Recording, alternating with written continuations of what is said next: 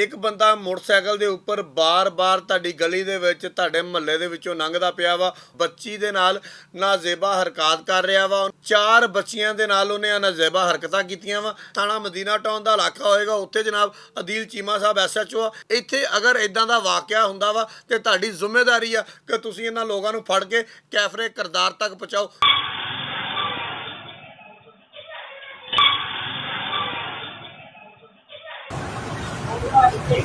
अस्सलाम वालेकुम। अच्छा जी, कुछ काम इदां दे आ ਜਿਹੜੇ ਸਾਡੇ ਵੀ ਕਰਨ ਵਾਲੇ ਆ।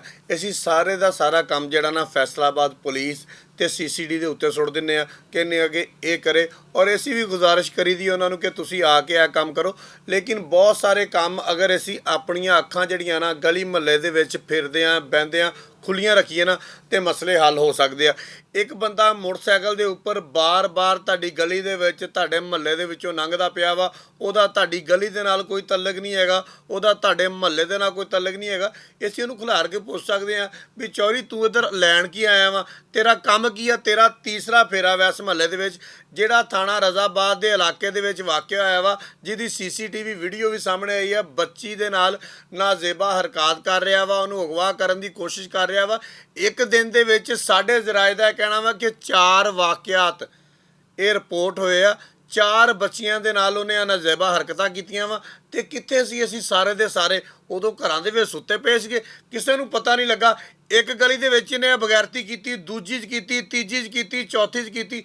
ਅਸੀਂ ਕਿਤੇ ਜਾ ਕੇ ਵੀ ਉਹਨੂੰ ਫੜਨ ਦੀ ਕੋਸ਼ਿਸ਼ ਨਹੀਂ ਕੀਤੀ। ਫਿਰ ਜਨਾਬ ਇਹ CCTV ਵੀਡੀਓ ਸਾਡੇ ਸਾਹਮਣੇ ਆਈ ਤੇ ਇੱਥੇ ਜਾ ਕੇ ਉਸ ਬੱਚੀ ਦੇ ਵਾਲਿਦ ਨੇ ਇਹ ਮੁਕੱਦਮਾ ਥਾਣਾ ਰਜ਼ਾਬਾਦ ਦੇ ਵਿੱਚ ਦਰਜ ਕਰਵਾਇਆ। ਬਾਕੀ ਜਿਹੜੇ ਵਾਕਿਆਤ ਹੋਏ ਆ ਜਿਨ੍ਹਾਂ ਦੀ CCTV ਵੀਡੀਓ ਸਾਹਮਣੇ ਨਹੀਂ ਆਈ, ਉਹ ਬਿਲਕੁਲ ਘਰਾਂ ਦੇ ਵਿੱਚ ਸੁੱਤੇ ਹੋਏ ਆ, ਆਰਾਮ ਕਰ ਰਹੇ ਆ। ਚਲੋ ਕੋਈ ਗੱਲ ਨਹੀਂ, ਇਦਾਂ ਦਾ ਵਾਕਿਆ ਉਹ ਭਾਈ ਅਸੀਂ ਇਹਦੇ ਖਿਲਾਫ ਅਗਰ ਆਵਾਜ਼ ਨਹੀਂ ਚੱਕਾਂਗੇ, ਇਦਾਂ ਦੇ ਜਿਹੜੇ ਦਰਿੰਦੇ ਆ ਉਹਨਾਂ ਨੂੰ ਕੈਫਰੇ ਕਿਰਦਾਰ ਤੱਕ ਨਹੀਂ ਪਹੁੰਚਾਵਾਂਗੇ ਤੇ ਇਦਾਂ ਦੀਆਂ ਸਾਡੀਆਂ ਛੋਟੀਆਂ ਬੱਚੀਆਂ ਜਿਹੜੀਆਂ ਉਹ ਹਰਾਸਾਂ ਹੁੰਦੀਆਂ ਰਹਿਣਗੀਆਂ। ਪਿਛਲੇ 15 ਦਿਨਾਂ ਦੇ ਵਿੱਚ ਫੈਸਲਾਬਾਦ ਦੇ ਅੰਦਰ ਤਕਰੀਬਨ 10 ਵਾਕਿਆਤ ਇਦਾਂ ਦੇ ਰਿਪੋਰਟ ਹੋ ਚੁੱਕੇ ਆ।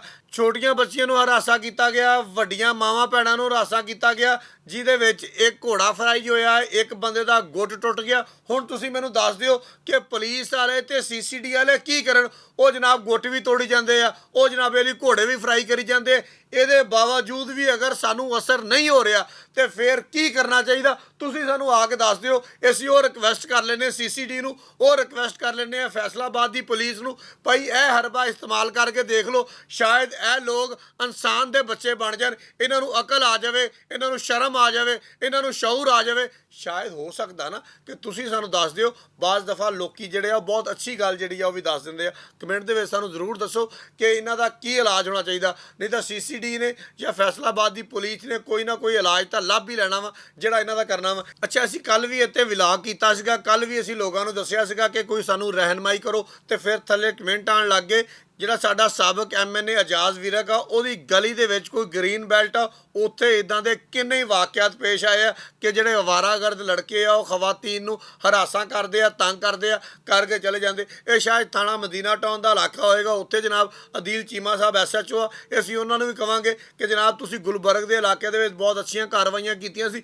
ਇੱਥੇ ਅਗਰ ਇਦਾਂ ਦਾ ਵਾਕਿਆ ਹੁੰਦਾ ਵਾ ਤੇ ਤੁਹਾਡੀ ਜ਼ਿੰਮੇਵਾਰੀ ਆ ਕਿ ਤੁਸੀਂ ਇਹਨਾਂ ਲੋਕਾਂ ਨੂੰ ਫੜ ਕੇ ਕੈਫਰੇ ਕਿਰਦਾਰ ਤੱਕ ਪਹੁੰਚਾਓ। ਜਿੱਥੇ ਵੀ ਇਹ ਵਾਕਿਆਤ ਹੋ ਰਹੇ ਆ, ਤੁਹਾਡੇ ਸਮੇਤ, ਪੁਲਿਸ ਸਮੇਤ, CCD ਸਮੇਤ ਸਾਰਿਆਂ ਦੀ ਜ਼ਿੰਮੇਵਾਰੀ ਬਣਦੀ ਆ ਕਿ ਇਹਨਾਂ ਵਾਕਿਆਤ ਨੂੰ ਰੋਕੀਏ ਤੇ ਇਹਨਾਂ ਲੋਕਾਂ ਨੂੰ ਕੈਫਰੇ ਕਿਰਦਾਰ ਤੱਕ ਪਹੁੰਚਾਈਏ। ਬਹੁਤ ਸ਼ੁਕਰੀਆ।